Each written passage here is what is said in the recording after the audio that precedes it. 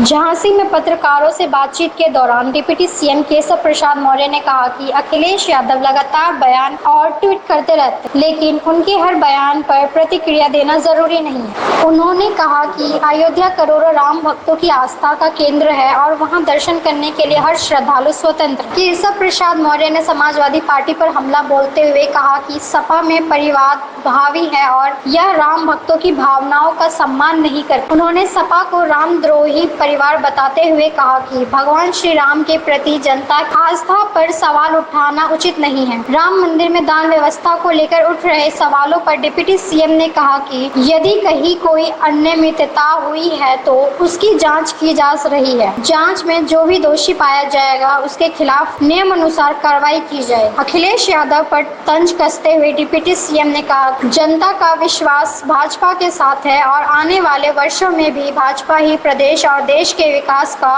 का नेतृत्व करेगी। उन्होंने कहा कि अखिलेश यादव अब 2047 के बाद ही सत्ता में आएंगे। उनका परिवारवाद है, उनका भ्रष्टाचार है, उनका जो अहंकार है, उसके कारण टूट फूट हो रही है। उसमें से भी किसी को भाजपा में नहीं लिया गया। भाजपा के कोई सहयोगी दल है, अगर कोई सहयोगी दल में कोई आना चाहता है, आ गया तो उसमें हम काहे को रोक लगाएंगे। मैं इस पर अभी 27 की बात में कह रहा हूँ, 27 की बात नहीं करते। आप कह रहे हो सपावादियों की पार्टी है, लेकिन आपकी पार्टी में भी कई लोगों को जेल हुई, कोई कार्रवाई नहीं हुई जिला से।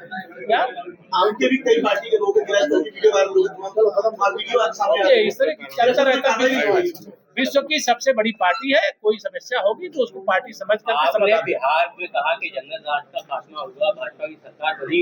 आज का ये एक मामला है, एक महिला के साथ गैंगरेप हुआ है, उसके प्राइवेट पार्ट में लकड़ी और पत्थर डाल दिए गए, अब तक आरोपी पकड़े नहीं गए।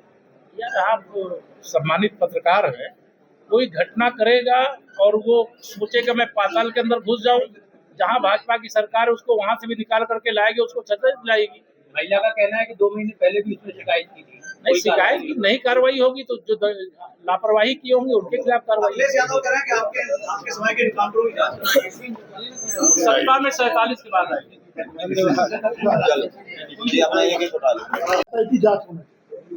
देखिए, श्री अखिलेश यादव जी बहुत सारे ट्वीट करते रहते हैं, बयान लखनऊ में बैठ करके देते रहते हैं।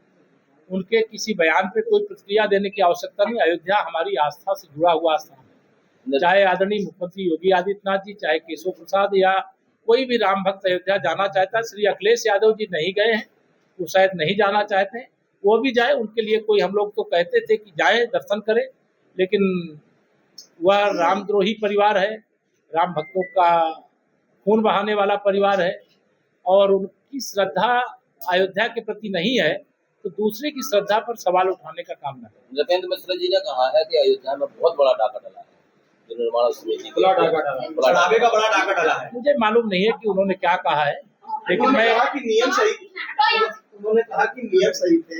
एक बार पहले जवाब मेरी तरफ से बस इतना कहना कि माननीय नृपेंद्र मिश्रा जी ने क्या कहा है, मैं उस पर कोई जवाब नहीं दे रहा हूँ। लेकिन श्री राम जन्मभूमि आंदोलन से जुड़े हुए अनेक लोग हैं जिन्होंने अपने प्राणों की आहुति भी दी है, जेल भी गए हैं, लाठियां भी खाई हैं, संघर्ष भी किया है और जो आदरणीय थे वो आदरणीय है। अगर जिसने भगवान श्री रामलला के चढ़ावे आदि में कोई गड़बड़ किया होगा, एसआईटी जांच कर रही, जांच रिपोर्ट आने के बाद जो होगा कार्रवाई। पार्टी के नेता है विनय कटियार, उन्होंने सीधा चंपत राय जी पे आरोप लगाया। देखिए, मैं विनय जी के किसी प्रश्न का जवाब नहीं देना चाहता।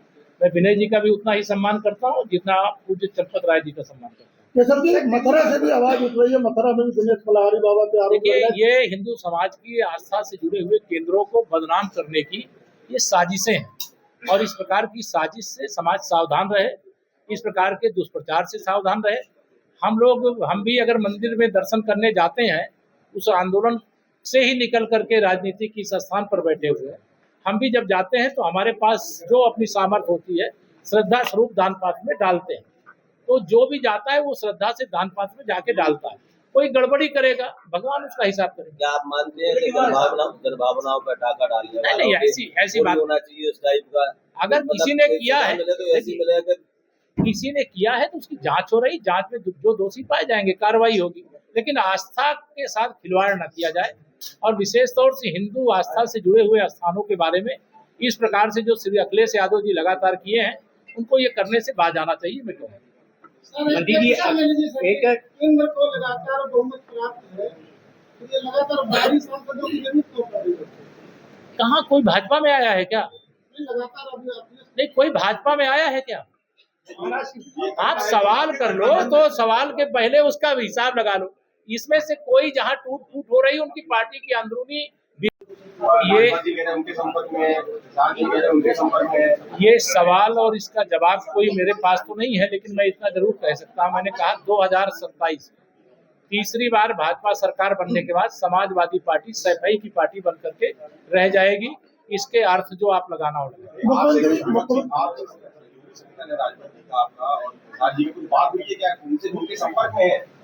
वो स्वतंत्र राजनीतिक दल है, मैं ओम राजभर जी का प्रवक्ता नहीं हूँ।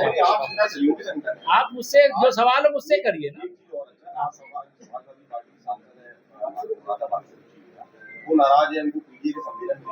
ये सपा की अंदरूनी बीमारी है, उसका इलाज भाजपा के पास नहीं है। भाजपा मजबूत थी, मजबूत है, मजबूत रहेगी। सपा कमजोर थी, कमजोर है, कमजोर होकर के बिखर जाएगी। नहीं, हम लोग संपर्क नहीं कर रहे, जिनको हमसे संपर्क करना होगा। देखिए, ये मेरा आप सबको अनुरोध है कि भारतीय जनता पार्टी किसी दल को तोड़ने का काम नहीं करती है। कोई दल अगर ठीक से नहीं चलेगा, परिवारवाद जिसके यहाँ रहेगा, गुंडागर्दी जिसके यहाँ रहेगी, भ्रष्टाचार जिसके यहाँ रहेगा, मुस्लिम तुष्टीकरण जिसके यहाँ रहेगा, मैंने कहा जो हाल टीएमसी का हुआ है उससे बुरा हाल समाजवादी पार्टी का 2027 के विधानसभा चुनाव के बाद हो। मुख्यमंत्री अयोध्या दौरे पर है और अखिलेश यादव का एक ट्वीट आया है कि जो लगातार प्रधानमंत्री श्री नरेंद्र मोदी जी के नेतृत्व में देश की सरकार को चलाते हुए 12 वर्ष पूरे होने पर देश भर में 5 अप्रैल से 21 जून तक, यानी 5 अप्रैल पर्यावरण दिवस से 21 जून विश्व योग दिवस तक विभिन्न प्रकार के कार्यक्रम जनपद के अनुसार रखे गए हैं।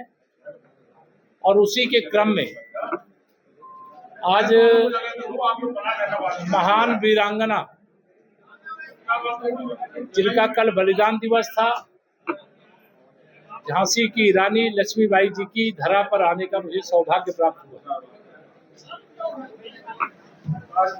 और इस कार्यक्रम का एक ही लक्ष्य है कि समाज के सभी वर्गों के साथ संपर्क करके, संवाद करके 12 वर्षों में केंद्र सरकार की तमाम सारी योजनाएं जो देशवासियों तक पहुंचाने का अभियान चलाया गया था उसकी चर्चा किया जाए।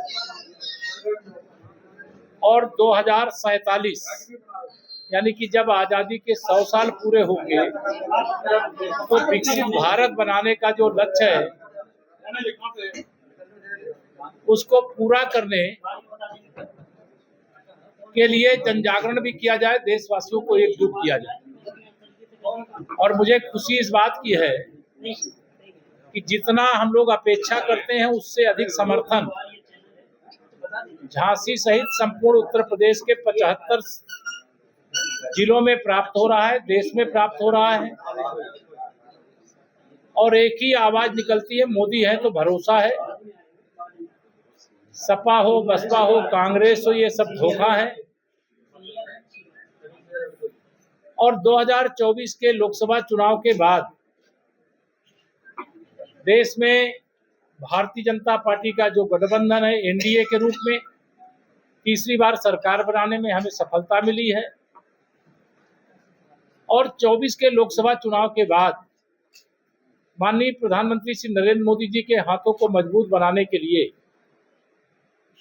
पहला जो विधानसभा चुनाव हुआ हरियाणा का, वहां 2/3 बहुमत से भारतीय जनता पार्टी का कमल खिला, वहां हमारी सरकार बनी। फिर महाराष्ट्र विधानसभा का चुनाव हुआ, वहां पर भी प्रचंड बहुमत से भाजपा और एनडीए जीता और वहां पर भी हमारी सरकार बनी। इसके पश्चात दिल्ली प्रदेश विधानसभा का चुनाव हुआ, वहां पर भी 2/3 बहुमत से हम लोग जीते और वहां पर भी हमारी सरकार बनी। और जंगल राज का प्रतीक जो श्री लालू प्रसाद यादव जी के समय में बिहार बना हुआ था, वहां पर भी चुनाव हुआ, वहां पर भी प्रचंड बहुमत से 202 सीटें 243 में से जीत करके वहां पर भी हमारी सरकार बनी। और श्री नीतीश कुमार जी उस समय मुख्यमंत्री बने। इस समय श्री सम्राट चौधरी जी भाजपा की ओर से हमारा एनडीए का गठबंधन की सरकार है, तो वो मुख्यमंत्री के रूप में बिहार का बहुत कुशल संचालन कर रहे हैं। और अभी अभी जब मैं आपके बीच में आया हूँ तो माननीय प्रधानमंत्री जी के हाथों को मजबूत बनाने और उनके द्वारा जो पश्चिम बंगाल की जनता से वादा किया गया उस पर भरोसा करते हुए पश्चिम बंगाल में आज़ादी के बाद पहली बार भारतीय जनता पार्टी की पूर्ण बहुमत की सरकार बनी है। आसाम में भी हम तीसरी बार सरकार बना चुके हैं।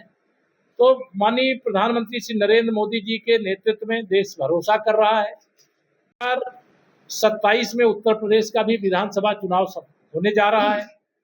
तीसरी बार तो भाजपा सरकार जिस भी राज्य में एक बार आती है वहां हम लोग बार बार आते हैं, क्योंकि जनता की सेवा हमारी पार्टी की सरकार होती है तो ऐसी करती है जैसी सेवा जनता अपेक्षा करती है वैसी सेवा देने का काम किया जाता है। तो 2027 में तीसरी बार उत्तर प्रदेश में भी, उत्तराखंड में भी, हिमाचल प्रदेश में हम कांग्रेस से निश्चित तौर से वहाँ कांग्रेस को पछाड़ करके वहाँ भी भाजपा आएगी और पंजाब में भी रिकॉर्ड विजय हमको मिलेगी, ऐसा हम लोगों का भरोसा है। तो अभी जो आने वाले चुनाव हैं उसमें भी भाजपा के लिए बहुत अनुकूल वातावरण है। लेकिन अभी देश आत्मनिर्भरता की ओर बढ़ रहा है। आत्मनिर्भर भारत, विकसित भारत, सामरिक रूप से महाशक्ति के रूप में दुनिया के सामने अपना स्थान बनाने वाला भारत, आर्थिक महाशक्ति के रूप में दुनिया में अपना स्थान बनाने वाला भारत, और हमारी विदेश नीति दुनिया में सबसे बेहतर है कि हम जो सच है सच के साथ रहते हैं और दुनिया भारत के समर्थन में रहती है। और इसका श्रेय अगर किसी को जाता है तो माननीय प्रधानमंत्री श्री नरेंद्र मोदी जी को जाता है कि दुनिया के जिस देश में वो जाते हैं पूरा देश का देश प्रधानमंत्री जी का स्वागत करता है। अभी तक भारत के इतिहास में माननीय श्री नरेंद्र मोदी जी पहले ऐसे प्रधानमंत्री हैं जिन्होंने 33 देशों का सर्वोच्च सम्मान, जैसे भारत का भारत रत्न है वैसे अन्य देशों के अन्य सम्मान है, ऐसे 33 देशों के सर्वोच्च सम्मान को प्राप्त करने वाले प्रधानमंत्री माननीय श्री नरेंद्र मोदी जी। सबका साथ सबका विकास करते हुए 4 करोड़ गरीबों को घर देने वाले, 80 करोड़ लोगों को कोई भूखा ना रहे, इस संकल्प के साथ प्रधानमंत्री गरीब कल्याण अन्न योजना का राशन उपलब्ध कराने वाले, 58 करोड़ लोगों का प्रधानमंत्री जन धन का खाता खोल करके जो लीकेज था, भ्रष्टाचार था कि 1 रुपया दिल्ली से भेजेंगे तो 15 पैसा पहुंचेगा, ये कांग्रेस की संस्कृति थी। और हमारे माननीय प्रधानमंत्री जी 1 रुपये भेजें चाहे 1 लाख रुपए भेजें, जिसके पास भेजते हैं पूरा का पूरा पैसा पहुंचता है। ये भाजपा की सुचिता है। तो भाजपा वर्तमान में भी है, भविष्य में भी है। इलाज की सुविधा हो, चाहे भोजन की सुविधा हो, चाहे आवास की सुविधा हो, चाहे शौचालय की सुविधा हो, चाहे हर घर नल की सुविधा हो, मतलब हर वह काम बिना भेदभाव के सबका साथ सबका विकास करने का जो काम लगातार देश में हमारी सरकार बनने के बाद शुरू हुआ है, उसे हम लोग उत्तर प्रदेश में भी आदरणीय मुख्यमंत्री योगी आदित्यनाथ जी के नेतृत्व में नीचे तक पहुंचाने में सफल हुए हैं।